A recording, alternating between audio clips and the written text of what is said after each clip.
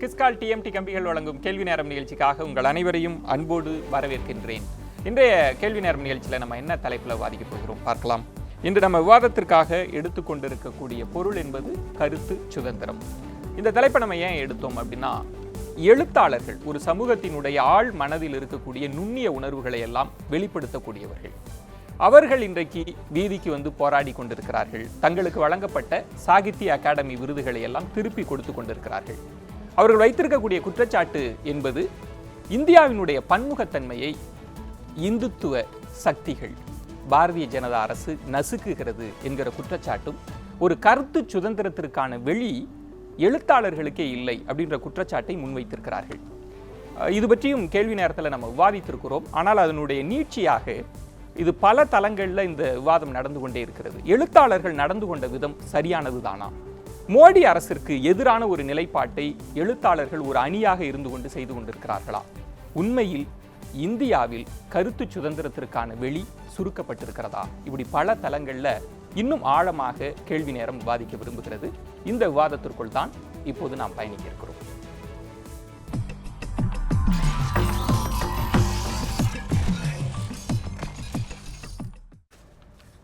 நான் சொன்னது மாதிரி இந்த விவாதத்தில் ரொம்ப ஆழமான சில பகுதிகளை எல்லாம் நான் தொடரும் அப்படின்னு நான் ஆசைப்படுகிறேன். எழுத்தாளர்கள் திருப்பி கொடுப்பது ஒரு அரசுக்கு எதிராகவா, சாகித்ய அகாடமிக்கு எதிராகவா? அவர்கள் நடந்து கொண்ட முறை சரியானது தானா? உண்மையில் கருத்து சுதந்திரத்திற்கான வெளி எப்படி இருக்கிறது? இது காங்கிரஸ் பாஜக அரசு என்கிற பிரச்சனைகளை எல்லாம் தாண்டி இந்த தேசத்தினுடைய பன்முகத்தன்மை அந்த ஒற்றை புள்ளியில தான் நின்று கொண்டிருக்கிறது. நாம் அது பற்றி தான் ரொம்ப ஆழமாக விவாதிக்க இருக்கிறோம். இது பற்றி விவாதிப்பதற்காக வந்திருக்கக்கூடிய கருத்துரையாளர்களை உங்களுக்கு நான் அறிமுகம் செய்கிறேன். திரு சுப வீரபாண்டியன், திராவிட இயக்க தமிழர் பேரவை. வணக்கம் திரு சுப வீரபாண்டியன். திரு ராமசுப்ரமணியன், பாஜகவிலிருந்து. எழுத்தாளர் ஆர் அபிலாஷ் அவர்கள் வந்திருக்கிறாங்க. அரசியல் விமர்சகர் பெருமாள் மணி. நால்வருக்கும் மீண்டும் என்னுடைய வணக்கங்களை தெரிவிச்சுக்கிறேன்.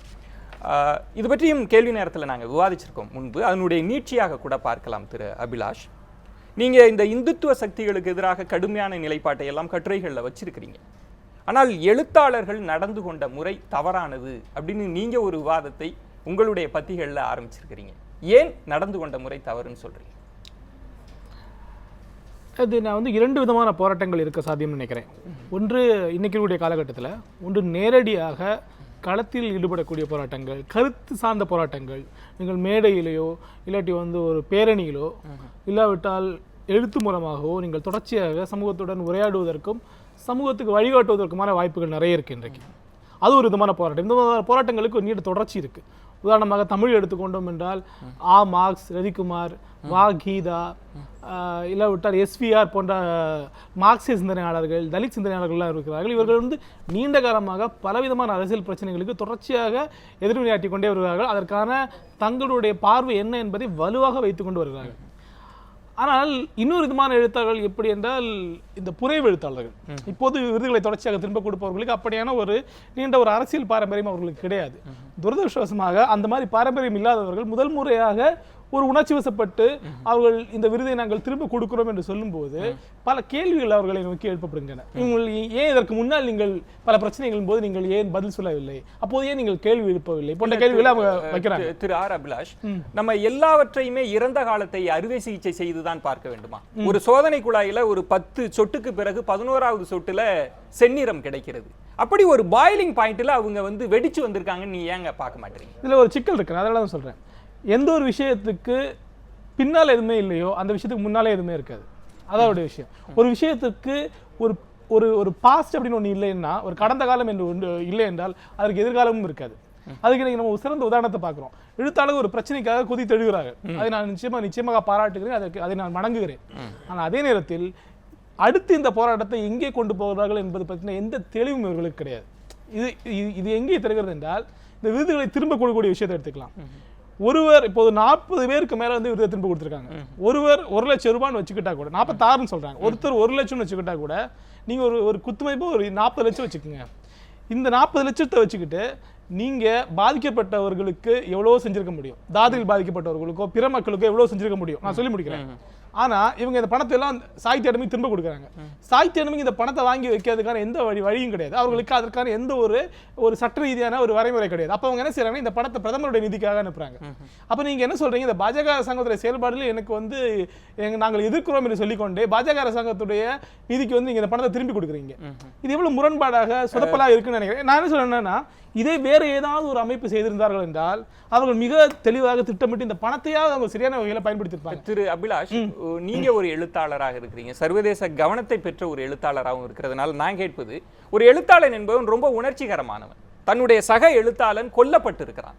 ஒரு அசாதாரண சூழல் இருக்கிறப்ப நீங்க அவங்களை ரொம்ப அரசியல் மயப்படுத்தி கொள்கை மயப்படுத்தி நீங்க இப்படிதான் போராடணும்னு சொல்றது எந்த விதத்துல நியாயம்? சமீபத்தில் வந்து நிறைய உணர்ச்சி வசப்பட்ட போராட்டங்கள் நடந்துச்சு. முக்கியமான போராட்டமா நம்மளுடைய அந்த மது ஒழிப்பு போராட்டத்தை சொல்லலாம். ஒரு 10 நாள் வந்து தமிழகமே அல்லோலப்பட்டுச்சு. திடீரென்று ஒரு நாள் அந்த போராட்டம் காணாம போச்சு. அது ஏன்? தமிழ்நாட்டில் மிக முக்கியமான போராட்டங்கள் நடந்திருக்கு. சாதி ஒழிப்பு போராட்டம், பெரியாருடைய சாதி ஒழிப்பு போராட்டம். அவருடைய பெரியாருடைய சாதி ஒழிப்பு போராட்டம் எப்ப நின்று போச்சா? பாதியில காந்தியோட போராட்டம் எப்ப பாதியில் நின்று போயிருக்கா? அதுக்கப்புறம் வந்து 90களில் வந்து தலித் அமைப்புகள் நிறைய உருவாச்சு. அவங்க ஒரு நீண்ட காலமா போராட்டத்தை உருவாக்குனாங்க. அந்த விடுதலை சிறுத்தைகளும் ஒரு கட்சி உருவாச்சு. அவங்க என்னைக்கு ஆரம்பிச்சாங்களோ அவங்களுக்கு இன்னைக்கு ஒரு தொடர்ச்சி இருக்கு. இப்படி பல அமைப்புகள் அவங்களுக்கு உதாரணம் சொல்ல முடியும். தமிழ்நாட்டு முற்போக்கு எழுத்தாளர் சங்கத்துடைய பல போராட்டங்கள் எனக்கு தெரியும், அவங்களோட வரலாறு எனக்கு தெரியும். அவங்க தொடர்ச்சியாக ஒரு பிரச்சனையை பற்றி பேசுறாங்கன்னா அவங்க தொடர்ந்து வந்துகிட்டே இருக்காங்க.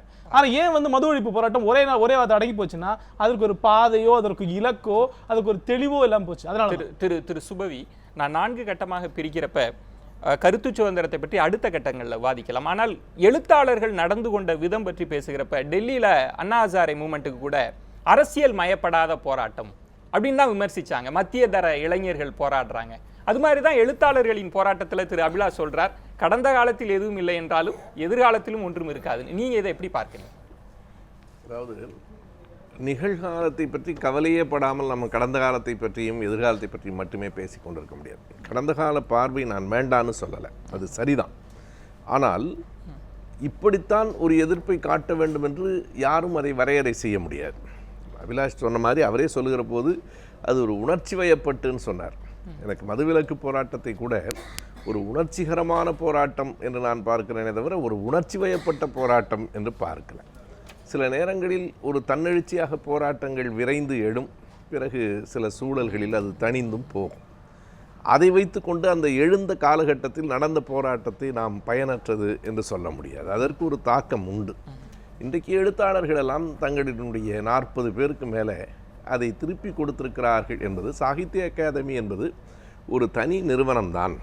ஆனாலும் இன்றைக்கு இருக்கிற கலாச்சாரத்துறை அமைச்சகத்தினுடைய முழு ஆதரவை பெற்றிருக்கிற ஒரு நிறுவனம். 1954 அந்த சாகித்ய அகாதமி நிறுவப்பட்ட அந்த நாளிலிருந்து முழுக்க இந்திய அரசினுடைய ஆதரவை முழுமையாக பெற்றிருக்கிற நிறுவனம். எனவே இது ஒரு எதிர்ப்பின் குறியீடு, ஒரு அடையாளம், அவ்வளவுதான். இதுவே ஒரு பெரிய போராட்டம், இதனால் எல்லாம் முடிந்து போயிற்று என்று சொல்ல முடியாது.